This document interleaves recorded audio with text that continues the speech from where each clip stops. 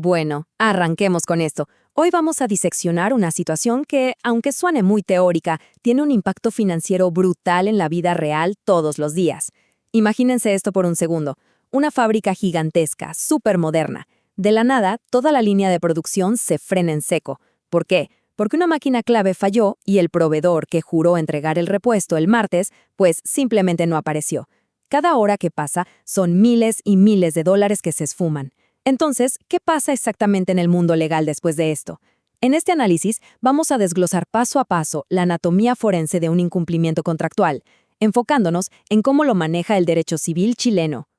Para que no nos perdamos, nuestra hoja de ruta es súper directa. 1. La indemnización de perjuicios. 2. Los tipos de incumplimiento. 3. La culpa y el dolo. 4. Las excusas legales, como el caso fortuito. Y 5. Cerramos con la causalidad y sus límites.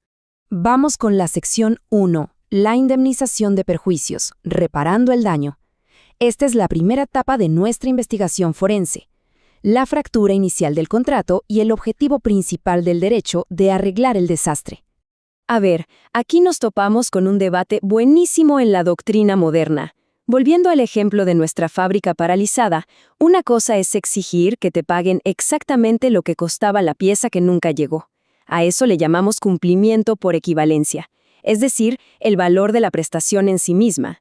Pero, ¿y qué pasa con todo ese dinero que la fábrica dejó de facturar por estar frenada? Esos son los perjuicios colaterales, el famoso lucro cesante.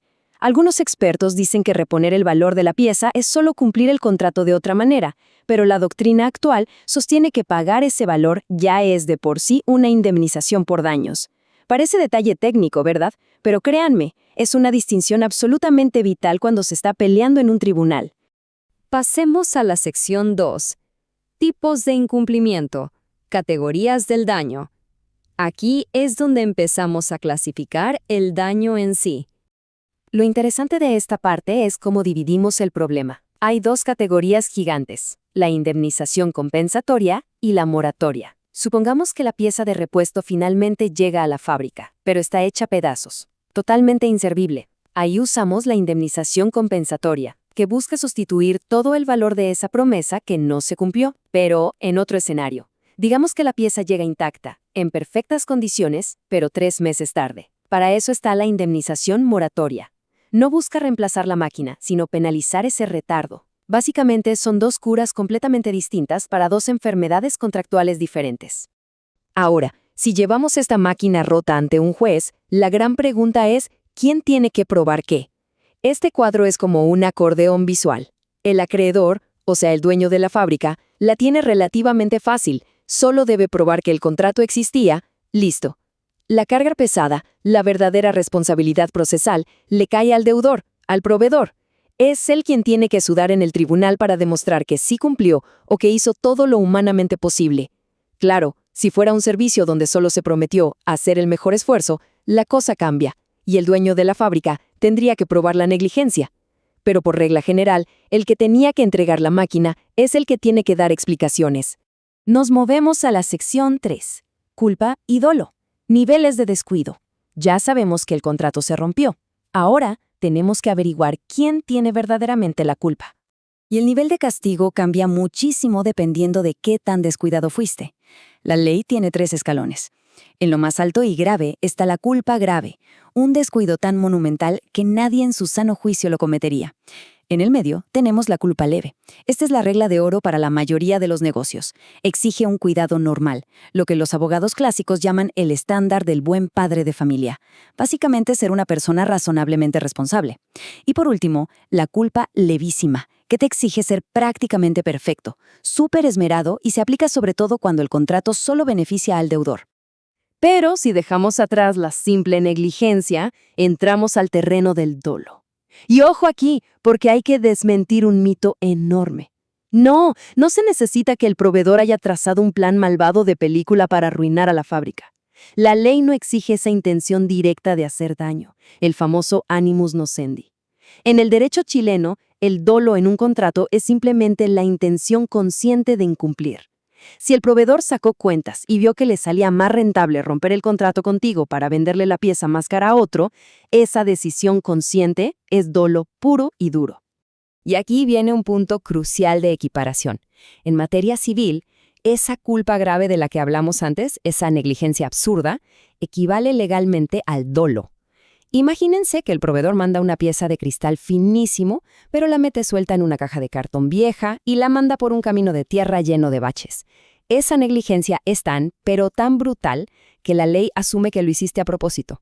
Y esto no es un dato menor, porque como vamos a ver ya mismo, actuar con dolo trae unas consecuencias financieras devastadoras. Sección 4. Excusas, caso fortuito y otras excusas legales. Llegó el momento de ver el escudo protector. ¿Qué pasa si la máquina se destruye en el camino por un terremoto gigante que nadie vio venir? Para que ese escudo de fuerza mayor funcione, no basta con pararse frente al juez y decir, fue un desastre natural. Cero posibilidad. Hay que saltar 3 vallas obligatorias y en este orden exacto. 1. Tenía que ser impredecible cuando firmaron el papel. 2. Tenía que ser inevitable. O sea, ni el proveedor más precavido del mundo podría haberlo esquivado. Y 3. Tiene que ser ajeno. El proveedor no pudo haber provocado el problema por su propia torpeza. Si logras demostrar esas 3 cosas, te salvas. Pero mucho cuidado con esto. La mora, el simple hecho de estar atrasado en tu entrega, hace polvo este escudo legal.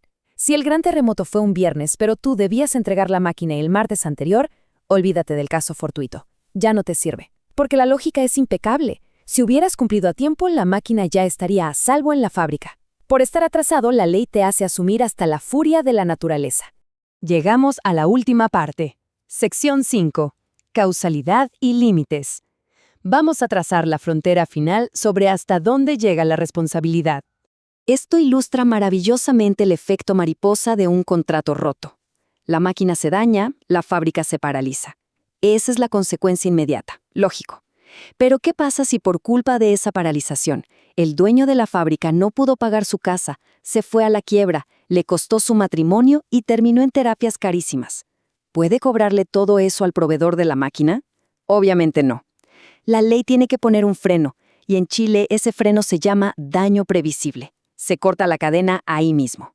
Y aquí es donde todo cobra sentido financiero. Si el proveedor incumplió por un simple error, por culpa, solo tiene que pagar los daños que eran previsibles cuando firmaron, o sea, lo obvio, la fábrica detenida por un par de días. Pero si incumplió con dolo, o sea, conscientemente, ese límite de previsibilidad desaparece por completo. Va a tener que pagar todas las consecuencias directas, las hayan imaginado o no. En términos económicos, esta es una regla brillante porque te obliga a ser transparente, te obliga a avisar sobre riesgos gigantes antes de firmar para poder cobrar el precio correcto. Y terminamos este recorrido con una pregunta para dejar pensando a todo el mundo. ¿Es realmente justa la regla de la previsibilidad o al final termina protegiendo al que rompió el contrato y dejando a la víctima a medias? Es una reflexión profunda sobre cuánto vale la palabra empeñada y cómo la ley intenta equilibrar la cancha. Ha sido un análisis súper interesante desenredar todo esto, y ojalá estas herramientas sirvan para entender mucho mejor cómo se estructuran y se defienden los grandes acuerdos.